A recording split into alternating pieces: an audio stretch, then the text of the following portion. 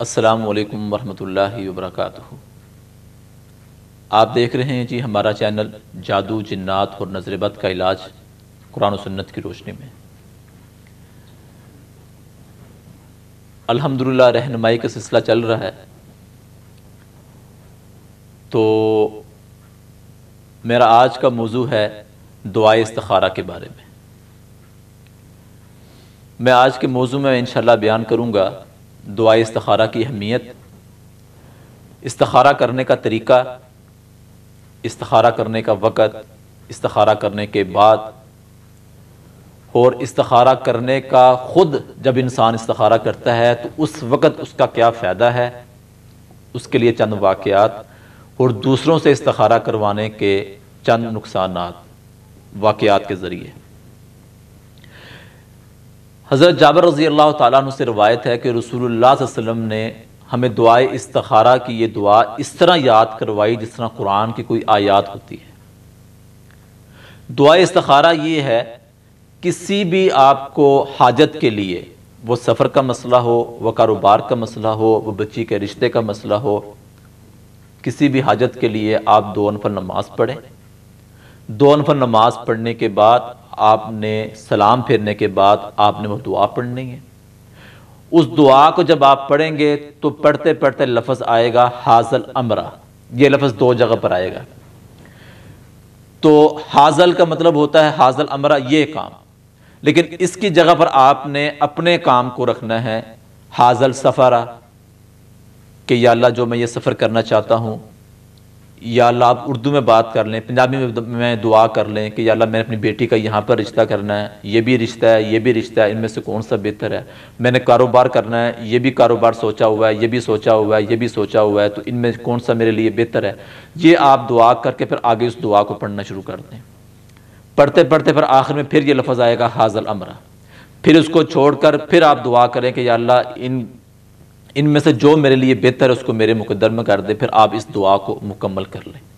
یہ دعائے استخارہ آپ نے دن میں 1 وقت کرنی ہے، جس وقت مرضی کر لیں، اور کوشش کریں کہ اپنے کام کے لحاظ سے آپ اس کو کم از کم 7 دن 11 دن اس کو چلائیں، اس کو ڈیلی وائز پڑھتے رہا کریں آپ، ٹھیک ہے جی۔ یہ ہے سنت کے مطابق۔ اس کے وقت کی پابندی کوئی نہیں، اس کے وقت کی کوئی پابندی نہیں۔ اس کو کرنے کا طریقہ دن میں صرف 1 ٹائم آپ پڑھ لیں۔ اچھا، اب مسئلہ یہ ہے کہ اس میں بھی لوگوں کو دھوکہ دیا جا رہا ہے، لوگوں کو پریشان کیا جا رہا ہے چند پیسوں کی خاطر۔ اب معاشرے میں لوگ بھی تو اسی طرح کے ہو گئے ہیں نا، وہ بھی کہتے ہیں ہمیں کچھ کرنا نہ پڑے، سب کچھ کیا کرایا ہمارے سامنے آ جائے۔ قاری صاحب آپ ہی پڑھ لیں، مولانا صاحب آپ ہی پڑھ لیں، آپ ہی ذکر کر لیں، آپ ہی کر لیں، پیسے ہم آپ کو دے دیں گے، ہم نہیں کر سکتے۔ یار تم مسلمان نہیں ہو، تمہارے لیے تو اللہ کے نبی نے رہنمائی کی ہوئی ہے، ہر معاملات کے لیے، ہر معاملات کے لیے آپ کے لیے رہنمائی کی ہوئی ہے، اور تم مسلمان ہونے کے باوجود تمہارا یہ عالم ہے، تو پھر تم خود ہی دربدر کا شکار ہوتے ہو، پریشانیوں کا شکار ہوتے ہو۔ جب تھک جاتے ہو تو پھر نام دوسروں کا لے لیتے ہو۔ اپنے آپ کو بھی بچائیں، اپنے آپ کو بھی صحیح کریں۔ تو یہ ہے رہنمائی آپ کے لیے، استخارہ کرنے کا وقت کوئی نہیں۔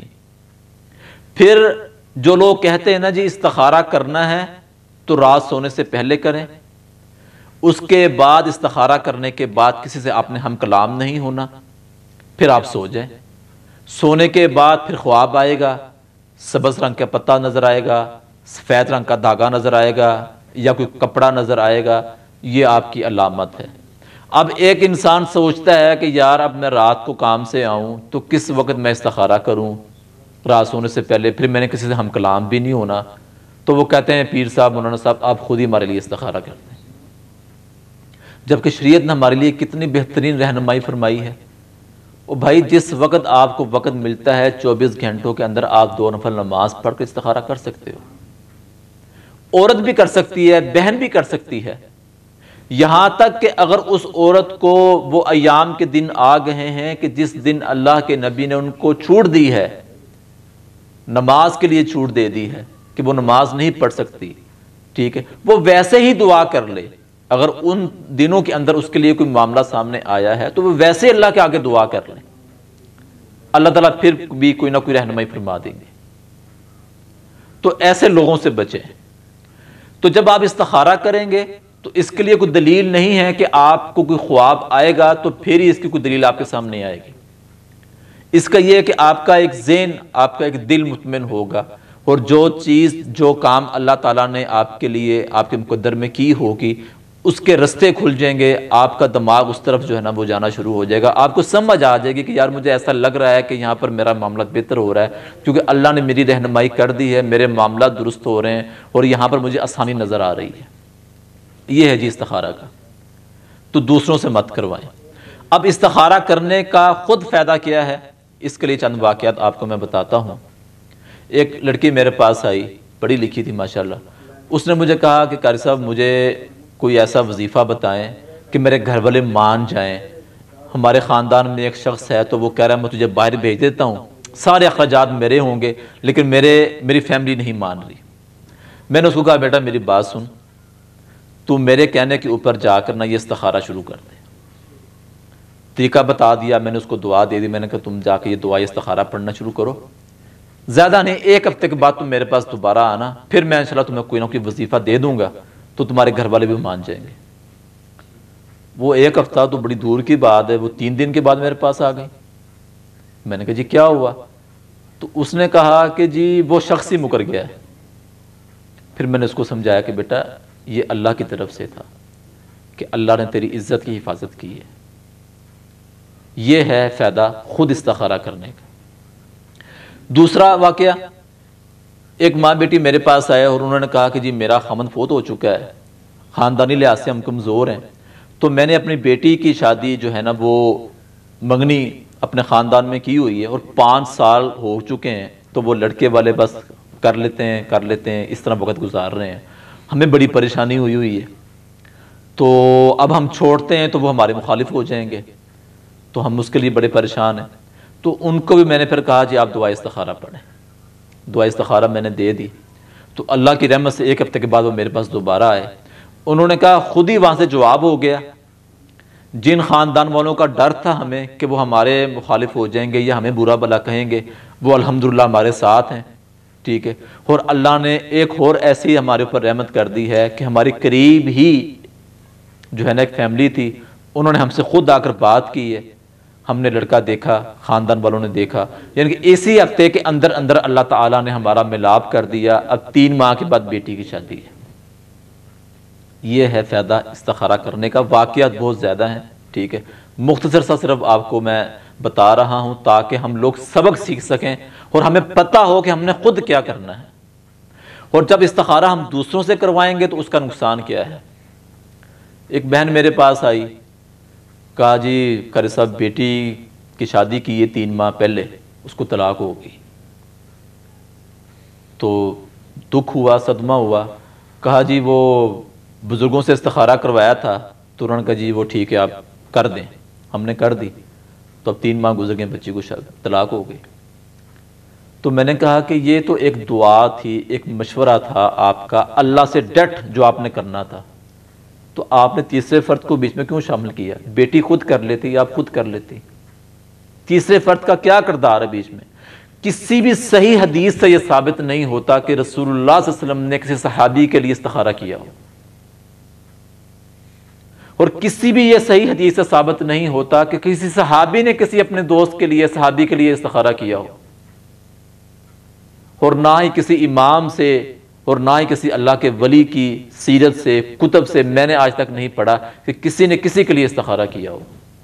اور یہاں پر چند پیسوں کے لیے ہم استخارہ کر دیتے ہیں، شیطان ان کو مشورہ دے دیتا ہے، ہم کہتے ہیں ٹھیک ہے کر لو، اگلے بندے کا بیڑا غرق ہوتا ہے تو ہو جائے، ہمیں کیا پرواہ ہے۔ تو بیٹی کی زندگی تو برباد ہو گئی، اب اس کا قصور کس کو دیں گے آپ؟ خود استخارہ کریں۔ دوسرا واقعہ، میاں بیوی میرے پاس آئے، انہوں نے آ کر مجھے بتایا کہ قاری صاحب مسئلہ یہ ہوا کہ شادی سے پہلے لڑکی والوں نے اپنے بزرگ سے رابطہ کیا، تو بزرگ نے کہا کہ جی میں نے ان کا استخارہ کیا، ان کے ستارے نہیں ملتے، لہٰذا آپ اپنی بچی کی شادی یہاں پر نہ کریں۔